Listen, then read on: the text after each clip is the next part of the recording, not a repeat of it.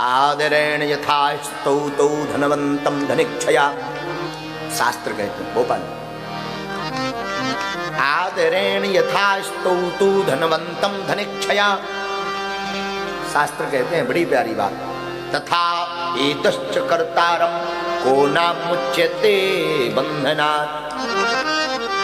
साधु जी सावधानी पूर्वक सुनना। धन की लालसा से जिस तरह धनवान भगवान की स्तुति करता है, हे ईश्वर संपत्ति मिल जाए, धन की लालसा से।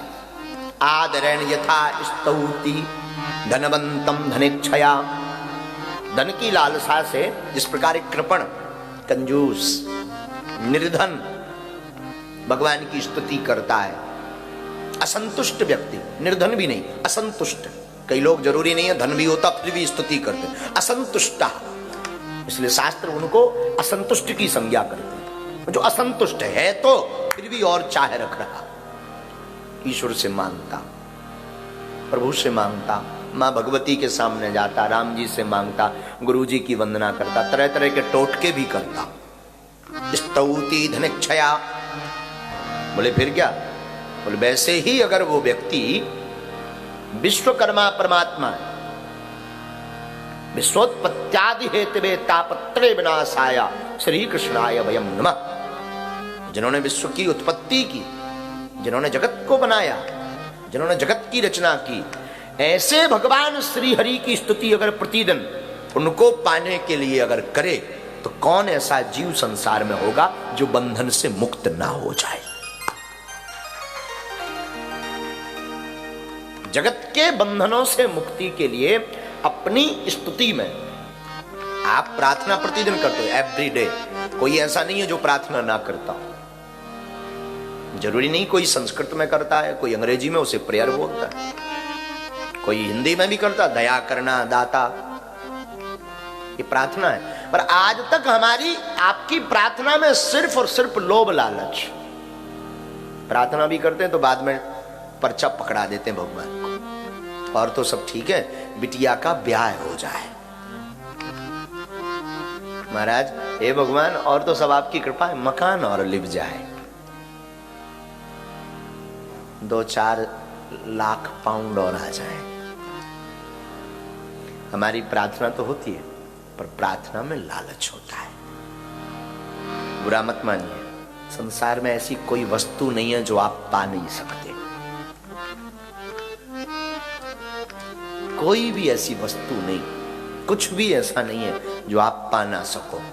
पाने की संकल्प, पाने की दृढ़ता आपके अंदर हो तो आप चांद और सितारे भी पा सकते हैं। गए तो हैं जिनके अंदर भावना थी कि हम चांद पर जाएं तो गए। प्रत्यक्षम किम प्रमाणम, इसका तो प्रत्यक्ष उदाहरण है। पाने वाला व्यक्ति कोई जगत में ऐसा नहीं होगा जिसने ना पाया। और आज हम जब ये साफा बंधवा रहे थे तब एक भाव हमारे मन में प्रकट हुआ। हमने तुरंत डायरी मंगा करके उसको नोट किया आपके लिए। हमने लिखा, किसी साधु की वाणी है, हमारी खुद की नहीं है। अपने पास तो खुद का है ही नहीं कुछ, हम जो भी बोलते हैं किसी और का बस आप पे थोप देते हैं। अब जरूरी नहीं है कि वो कोई व्यक्ति बोले, भीतर वाला भी बोल सकता है। जो बोल देता है तो हम उसको बोल देते हैं। इसीलिए हम हमेशा बोलते हैं कि हमारी कथा जब भी सुनो बड़ी सावधानी से सुनो, क्लेम हमारे ऊपर मत करना, क्योंकि कई बार बोलने वाला भाग जाता है, हम फंस जाते हैं। क्योंकि जो बोल रहा है वो भीतर है। अब आप पूछोगे वो कौन है? हमें तो लगता हमारे गुरु जी है, हनुमान जी है। अब लो इनके ऊपर करो केस। इसलिए कभी भी हो हमारी कथा सुनो ना, बड़ी सावधानी। हम तो अपनी दृष्टि से कह रहे हैं, तुम अपनी दृष्टि से अनुभव करो। तो आज जब हम साफा बांध रहे थे तब हमने पेन कागज लेकर के लिखा, विचार ही संसार है। आपका जो विचार होगा आपको संसार वैसा दिखाई पड़ेगा। जैसी दृष्टि वैसी सृष्टि। आप जो नजर रखोगे वो आप पाओगे। हम लोग प्रचार में पड़े हैं, हम लोग एडवर्टाइजमेंट, प्रचार मीन्स एडवर्टाइज, हम लोग प्रचार में पड़े हैं। हमारी बुद्धि कहती है मेरे पागलो प्रचार में मत पढ़ो, पढ़ना है तो विचार में पढ़ो। हम लोग प्रचार पर ध्यान देते हैं और जिंदगी में विचार पर ध्यान देना चाहिए। रामचरितमानस कभी आप पढ़ेंगे तो रामायण ये बहुत प्यारी शिक्षा देती है। जब हनुमान जी लंका जाते हैं तो कपिमन कीन विचार, दीन मुद्रिका डार तब, जनु अशोक अंगा। हनुमान जी जब लंका जाते हैं तो पहले मुद्रिका नहीं डालते, सीधे लंका नहीं जाते, कपिमन कीन विचार। हनुमान जी पहले विचार करते हैं। हनुमान जी से कुछ सीखो या ना सीखो, पर हनुमान जी से विचार करना सीखो। हम लोग विचार बाद में करते, प्रचार पहले करते। ये भूल है जिंदगी की। आप अपनी जिंदगी में बहुत लंबा जाना चाहते हो, लंबी रेस का घोड़ा बनना चाहते हो, बहुत आगे बहुत उपलब्धियां पाना चाहते हो, मेरे पागलो, आज की कथा तुम्हारे लिए गांठ बांधने योग्य है। आज तुम इस कथा से लेकर जाओ, प्रचार बाद में, विचार पहले। पहले विचार करो।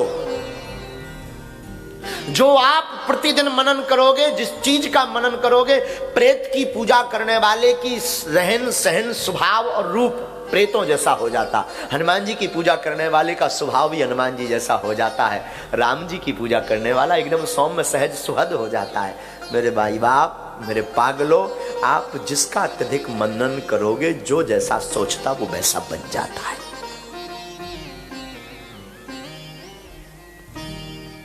ये बात हम आपको इसलिए कह रहे हैं कि आप जिस देश में है ये पाश्चात्य सभ्यता का देश है, और आप इस पर विचार करोगे तो आपकी जिंदगी एक दिन अंग्रेजमय हो जाएगी। हो मूल भारतीय पर इंग्लिशमैन कहलाने लगोगे। और हमने तो पिछली बार देखा है, बुरा मत मानना, शायद आपको सुनकर ठेस लगेगी, पर व्यासपीठ सत्य नहीं बोलेगी तो सत्य कौन बोलेगा।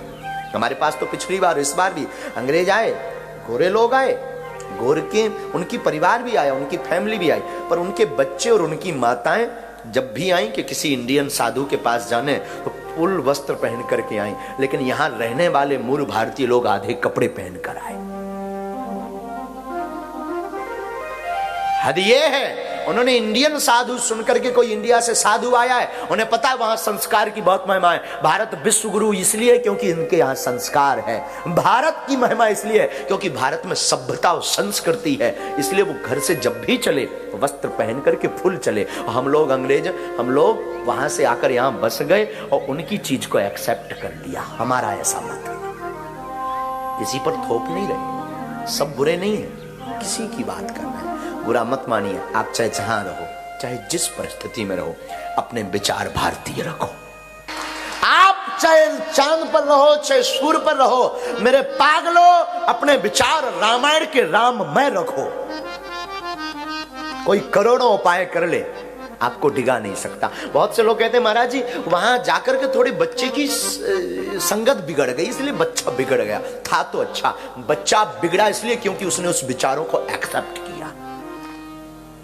तुम खाक हमारा कुछ बिगाड़ोगे, तुम कितनी भी मदिरा पान करते हो, हमारी टेबल पे तुम मदिरा पान कर लेना, हमारे बगल में, हमारे बर्तन में बैठकर तुम पी लेना, लेकिन हमारे विचार एक्सेप्ट नहीं करेंगे, हमें नहीं बिगाड़ सकते।